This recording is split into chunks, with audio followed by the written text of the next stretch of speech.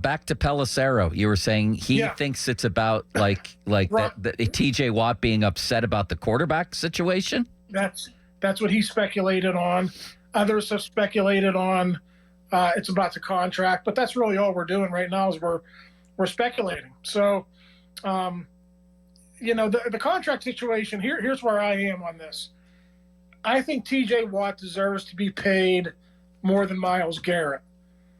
But the Steelers can't help that the Cleveland Browns overpaid for Myles Garrett when he signed that contract. Max Crosby signed a deal, I think a couple weeks or a couple months before Garrett, for I think $35 million a year, and it was like something like $62 million in full guarantees. So the Browns didn't just go a little bit beyond that; they jumped all the way to $40 million a year, and they gave him $89 million in fully guaranteed money. So they totally got the edge rusher market out of whack here, and now the Steelers have to deal with the fallout. So I suspect, Joe, that they're going to find a way to keep TJ, but it's not ideal circumstances under which they have to negotiate this contract. I would imagine that TJ wants $40 million and a penny per year, wouldn't you? Right. He doesn't want want to settle for anything less than his greatest rival is getting. I would imagine. Important. I don't want to speak for him. I would imagine. Well, that's important, too, because not only does he have more sacks than him, more forced fumbles, more fumble recoveries, more interceptions. I think they have the same number of All-Pros and DPOYs. But above and beyond that, there's always that tension between Watt and Garrett. Garrett is outspoken on how he's the best, and Watt, he keeps it to himself. But obviously, Watt feels like he should have that designation in the NFL. So there's something personal there as well, and I think in the end the Steelers will find a way to get it done. Maybe all they have to do is go beyond the full guarantee. Maybe they get to like 90 or 95 million in fully guaranteed money, and then that 40 million a year number doesn't matter. We'll see how it plays out, but I do think they want him to be here. TJ wants to be here, so in the end, I think it'll get done. Would you do it, or would you trade him? I'd be compelled to trade him.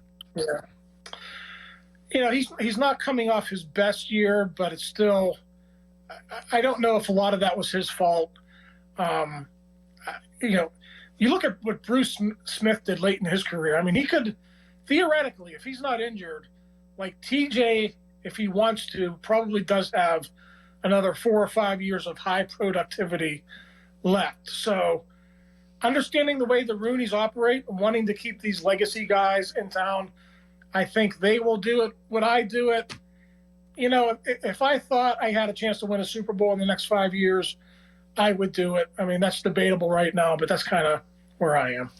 Yeah, they say they like to keep these guys in town and that they're one helmet guys, Ray. But the minute that they deem that they're not worth their contract anymore because they're too old, they get rid of them, which means they're perfectly willing to let them be a two-helmet guy. Now, people like Hines Ward and Troy chose not to be two-helmet guys. The Steelers didn't have anything to do with that. Those guys chose to not play for another team. You know what I mean? I don't know how far that talk really goes with me. Yeah, I mean, listen, you're right about Hines and Troy. They probably did have opportunities to go elsewhere, but I think in the end that being a Steeler was really important to them as well. So, there's always going to be that give and take. But I think, TJ, I think TJ's going to turn 31. If you sign him until he's 36, I know $40 million a year is a really high number right now, but if you get double-digit sacks out of him for that period, say 50 more sacks over the next 5 years, I think they would be happy with that.